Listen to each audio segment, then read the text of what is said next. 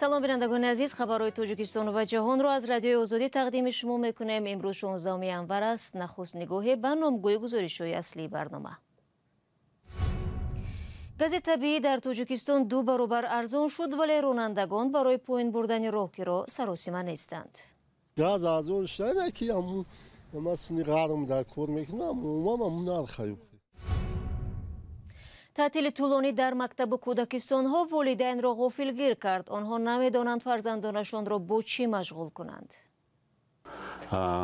вақти хулигӣ боз ҳамун компютеру телефон. дар Дубай як андоз аз фурӯши машруботи алкоҳолӣ ва баъзе маҳдудиятҳои дигари марбут ба онро бекор карданд. истиқболи сайёҳон аз чунин иқдом. хабари хеле хуб аст. умедворам ки нарх ҳам дар фурӯшгоҳҳо ва ҳам дар тарабхонаҳо пасттар мешавад. ин шабу рӯз нархи гази моеъ дар Тоҷикистон ба таври қобили мулоҳиза коҳиш ёфта, арзиши 1 литри он ба 3 сомониву 90 дирҳам расид. дар Тоҷикистон ҳар гоҳе ки нархи маҳсулоти ниёзи аввалия ё арзиши роҳгиро боло меравад, тоҷирон яке аз сабабҳои онро ба афзоиши қимати сӯишворӣ рабт медиҳанд. ҳоло нигаронии сокинон низ ҳамин аст ки чаро бо арзон шудани нархи гази моеъ арзиши роҳгиро ва маҳсулот поин намеравад. чуну чарои ин мавзӯъро Алишер Зарифӣ бо Барод Юсуфӣ пайгирӣ кардааст. қимати гази моеъ дар Тоҷикистон ба нуқтаи мӯътадил баргашт. нархи он ба фарқ аз тобистони соли гузашта 1 баробар коҳиш ёфта, дастрасии он барои сокинон осон шудааст. пеш қимат буд газ 7-80 буд, намихали 7. хай ҳозир арзон шуда, раҳо ҳуш шудаги тоза. ронандагоне ки нақлиёташон бо гази моеъ ҳаракат мекунад, аз поин шудани нархи гази моеъ истиқбол мекунанд. тобистони мо газа то 8 сум 8.5 сум рехтем. ҳозир хеле хубтару беҳтар ки газ то 3.90 фаромадааст. бархилофи 1 баробар поин шудани нархи гази моеъ, қимати роҳгирои мусофирбарон чӣ дар дохили пойтахт ва чӣ ба самти минтақаҳо ҳамон гуна ки гарон буд боқӣ мондааст.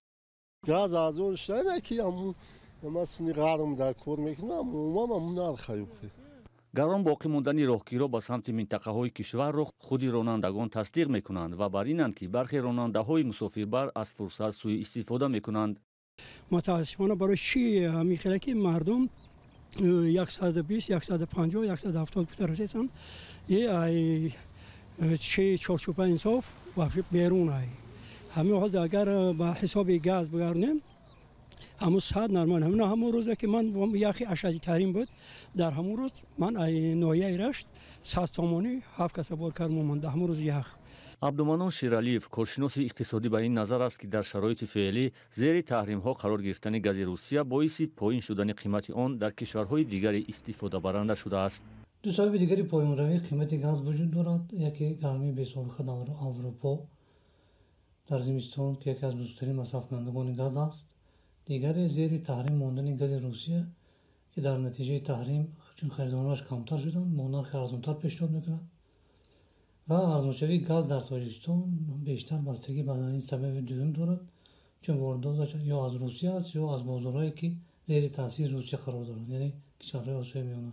хадамоти зиддиинҳисории Тоҷикистон танзимкунандаи нархҳо дар бозор аз шарҳи сабабҳои коҳиши арзиши гази моеъ худдорӣ кард.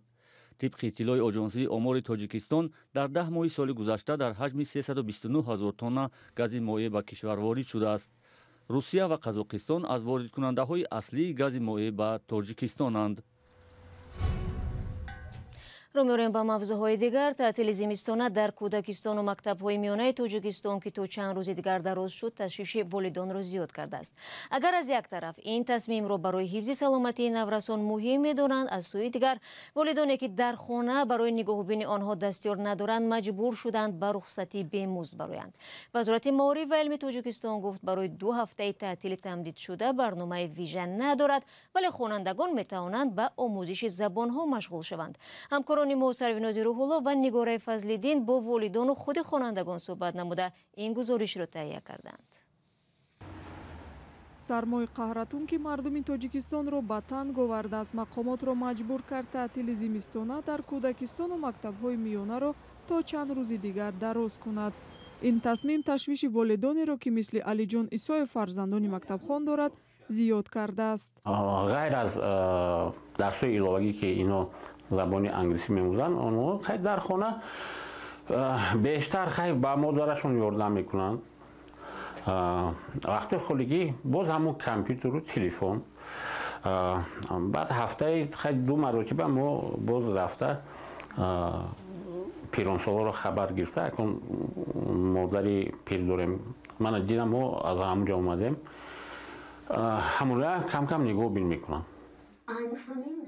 ин падар фарзандони мактабхонашро ба ҳар роҳе машғул медорад. Шоҳина духтари Алиҷон ки дар синфи 4 мехонад, вақташро бо омӯзиши забони англисӣ сарф мекунад. муаллимаамон дар таътили зимистона мисолҳо дода буд, ҳавояро иҷро мекунем, баъд корҳои хонагии англисиро иҷро мекунем. ба хонаи момоамон рафта, баъд момоамон ёрӣ мерасонем. таътили зимистона ва 10 рӯза дар мактабу кӯдакистонҳои Тоҷикистон рӯзи 1 январ оғоз ёфт, вале бинобар ҳавои сард онро то 20 январ тамдид карданд. ҳавои сарду тамдиди таҳсил дар мактабу боғчаҳо пеш аз ҳама ба кору зиндагии волидоне таъсир кардааст, ки ҳарду коргар ҳастанд ва барои нигоҳубини фарзандонашон дастёр надоранд. онҳо мегӯянд, ки ба ҷои эълони таътил беҳтар аст мактабҳоро гарм кунанд. ҳоло кӯдакон дар хонаанд, китоб мехонанд, дарси риёзӣ мекунанд. ману шавҳарам кор мекунем. бибияшон бо кӯдакон вақт мегузаронад. душвор аст. хуб мешуд дар мактабҳо шароит таъмин мешуд. аз суҳбат бо сокинон эҳсос мешавад, ки нигоҳубин ва тарбияи кӯдаконе, ки дар мактабу боғча таълим мегирифтанд, дахона ва он ҳам дар биноҳои баландошиёна, ки чандон калон нест, сахт аст. кӯдакон хонада дарс мекунанд вақти каникулро. дигар корам надоранд. бо корҳои хона машғуланд, бо модараш ёрдам мекунад, китобҳоша мехонад. дар тоҷикистон чанд рӯз аст ки ҳавои сарди тоқатфарсо идома дорад ва дар баъзе аз ноҳияҳо ҳаво шабона аз 20 дараҷа ҳам сардтар аст. таҳлилгарон мегӯянд мақомотро зарур аст пеш аз он ки хонандагони мактабҳои миёнаро ба таътил мефиристанд, барномаи таълимии онлайн дар шароити хонаро омода кунанд. вале боз ҳам на ҳама мисли Алиҷон имкони машғул нигоҳ доштани фарзандонашонро дар таътил доранд. аксар волидоне ки аз субҳ то шом кор мекунанд ё ба кӯмаки наздикон ниёз доранд ё ба рухсатии бемузд баромаданд. гузориши ҳамкорони мо буд, ки дар он волидайн мегӯянд намедонанд кӯдаконашонро бо чӣ андармон созанд. аммо падари қаҳрамони гузориши навбатии мо кайҳо ин муамморо ҳал намудаву духтарашро шамширзанӣ ёд медиҳад. шояд барои бештари шумо бинандагони азиз тасаввур кардани ин саҳна мушкил аст, бинобар ин пешниҳод дорам, ки гузориши ҳамкорам Мумин Аҳмадиро дар ин бора тамошо кунед.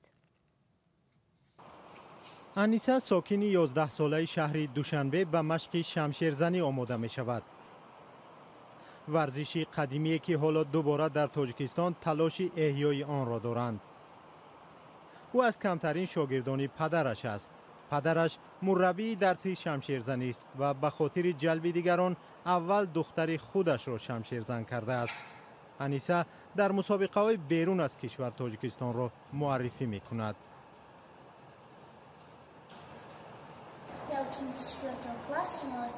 ман хонандаи синфи 4 ҳастам ва Тоҷикистонро дар мусобиқаҳо аз нави шамширзанӣ муаррифӣ мекунам. охирин мусобиқае ки иштирок кардам 24 декабр дар Тошканд буд. ҳама аз дастаи мо низ онҷо иштирок карданд.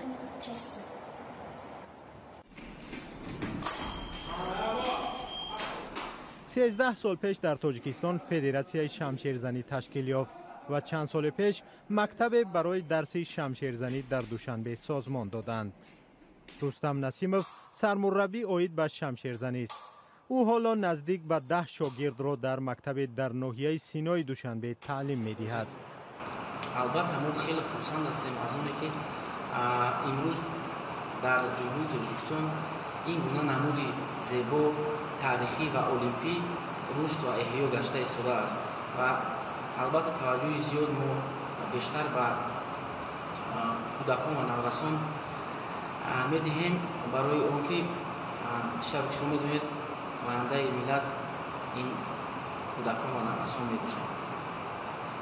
خوشبختانه имрӯз дар тамоми ҷумҳурии тоҷикистон ин намуди варзиш эҳё ва рушд ёфта истодааст.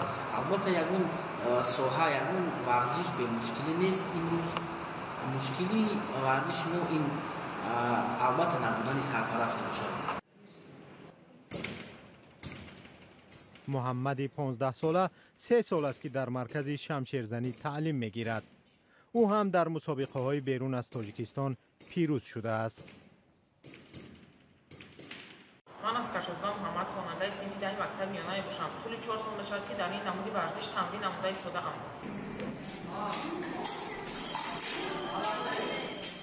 حالا در مکتب شمشیرزنی دوشنبه نزدیک به 10 نفر تعلیم میگیرند. انیسه از کمترین شاگردان این مرکز زیر رهبری پدرش است.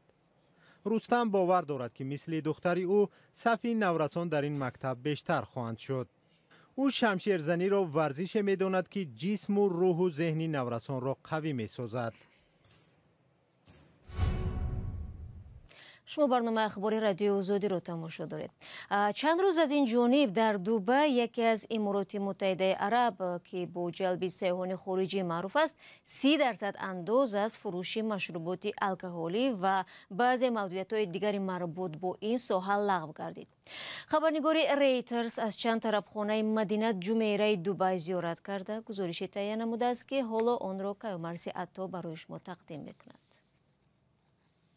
صاحبان این طرفخانه دوبای از آن خوشحالند که بعد از لغو انداز مشروبات شماره مشتریان بیشتر شده است. از سال نو 2023 حکومت امارت دوبای 30% مالیات از مشروبات الکلی را لغو کرد، ولی در بعضی طرفخانه های دوست داشته سیاحان در منطقه مدینه جمیره دوبای نرخ چندان پایین نشده است. خبری خیلی خوب است. امیدوارم که نرخ هم در فروشگاه ها و هم در طرفخانه ها پستر می شود.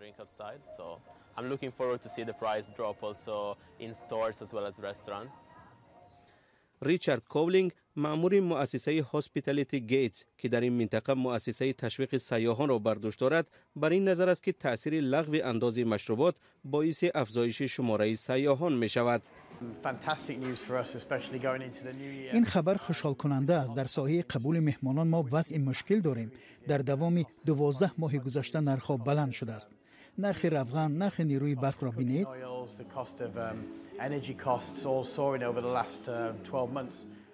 در عرفه سال نو میلادی مقامداران دوبای همزمان با لغو 30% انداز از مشروبات گرفتن مجوز و یا لیسانس برای خریدن مشروبات را از اعتبار ساقط کردند. در گذشته ساکنان دوبای که یکی از 7 امارات متحده عرب است برای خریدن مشروبات الکلی باید پیشکی مجوز می گرفتند.